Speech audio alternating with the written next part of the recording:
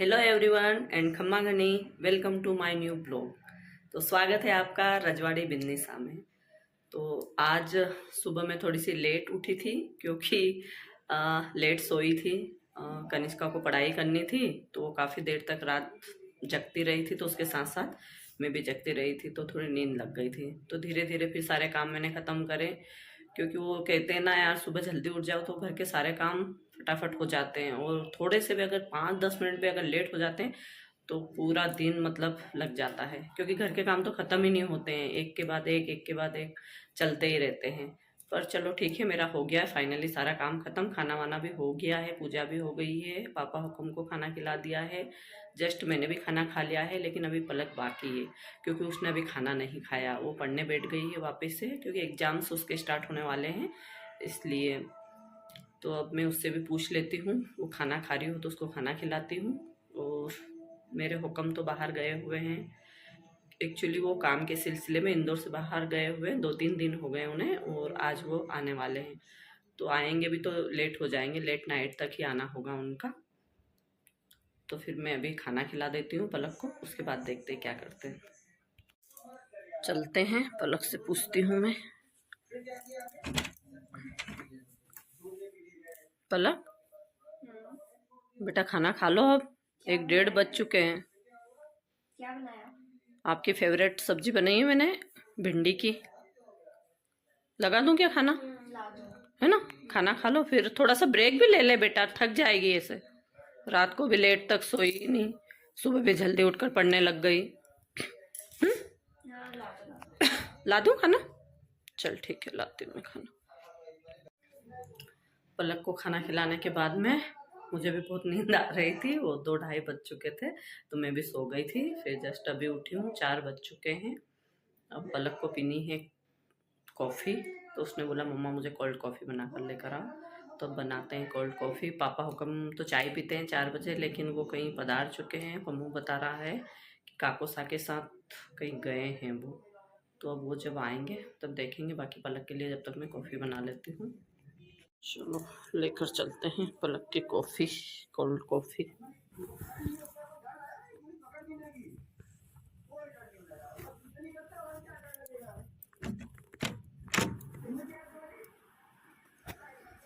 ले पलक, कॉफ़ी आपकी। मैं ट्रे लेकर नहीं आई हूँ ना, पी ले, रखेगी तो गिर जाएगी, पी ले उसको। पलक का भी टाइम हो रहा है कोचिंग जाने का, वो भी कोचिंग जाएगी, मैं भी मेरे खाने में लगूंगी, क्योंकि शाम के खाने की तैयारी करनी है। वापस से हो गई शाम। उससे पहले मैं देख लेती हूँ, मुझे 1-2 ड्रेसेस स्टिचिंग करवानी है, क्योंकि अब त्योहार भी आ ही रहे हैं। तो देखती हूँ अगर वो स्टिचिंग हो जाएंगे तो निकाल कर के कैसे लग रहे हैं, पहले ये देखूँ मैं।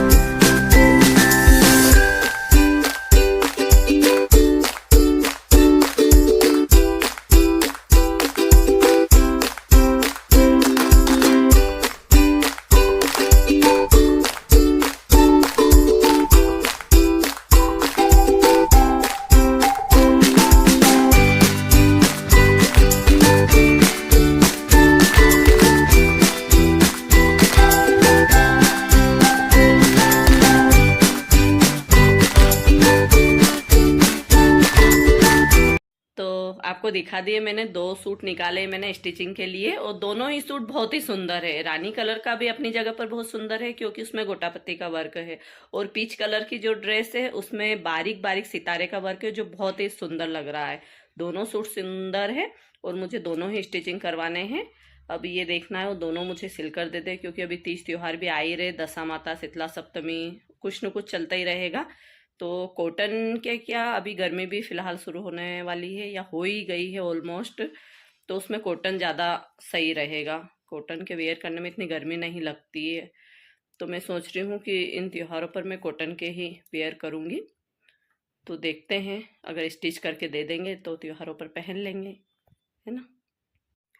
तो दोनों ही ड्रेसेस में स्टिचिंग के लिए तो दे ही दूंगी, लेकिन स्टिचिंग करने के बाद भी ओढ़नी में गोटा लगाने का काम रहता है। जैसे आप देख सकते हैं ये जो ओढ़नी मैंने ओढ़ रखी है इस पर ये गोटे लगे हुए हैं बारीक बारीक से क्या मतलब पतले से। तो ये जो गोटे हैं बहुत सारे लोग मशीन से भी लगा सकते हैं, लेकिन मशीन में जो है फिनिशिंग नहीं आती है तो वो मुझे अच्छे नहीं लगते। तो हम लोग तो हाथ से ही लगाते हैं, हाथ से ज़्यादा फिनिशिंग आती है। और मुझसे गोटे का काम होता नहीं है क्योंकि एक ओढ़नी को कंप्लीट करने में मुझे मिनिमम कम से कम 2-3 दिन लग जाते हैं, क्योंकि सारा काम खत्म करती हूँ उसके बाद में बैठती हूँ गोटा लगाने के लिए। फिर कोई आ गया, खाना दे दो, चाय बना दो, ये कर दो, तो उस सब में मैं डिस्टर्ब हो जाती हूँ और मेरे से फिर लगते नहीं है, तो 2-3 दिन लगते हैं। वैसे मैं बता दूं आपको, मेरे सारी ओढ़नियों में, अधिकतर ओढ़नियों में गोटे जो हैं मेरे भुआसा हुक्म लगाते हैं वो जब भी पधारते हैं यहाँ पर इंदौर तो मैं उन्हीं से लगवाती हूँ कि भुआसा आप कुछ भी मत करो, बस मेरी ओढ़नियाँ कंप्लीट कर दो। तो आई मिस यू भुआसा हुक्म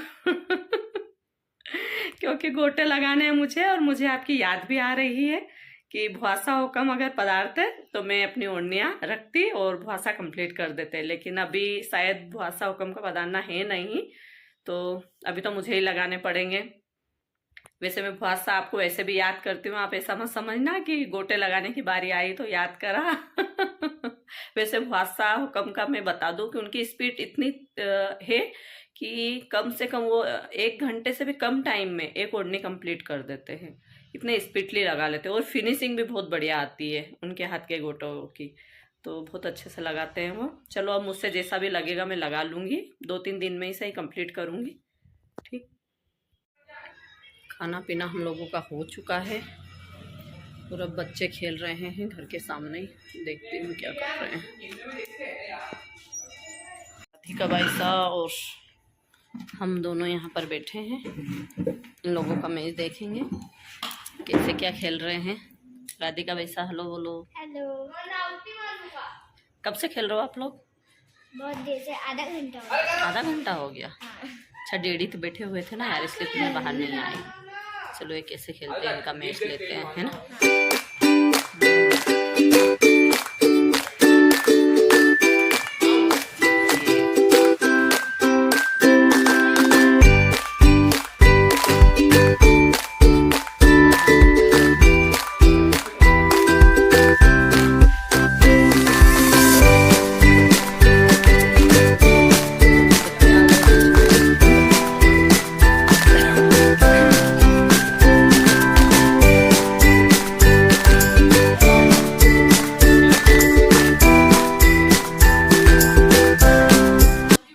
तो फाइनली आज का ब्लॉग मैं यहीं पर एंड करती हूँ। और अगर आपको मेरा चैनल अच्छा लगे या आज का ब्लॉग पसंद आए तो प्लीज़ चैनल को सब्सक्राइब कीजिएगा, लाइक कीजिएगा, शेयर कीजिएगा। जब तक के लिए, नेक्स्ट ब्लॉग तक के लिए, खमा गनीसा।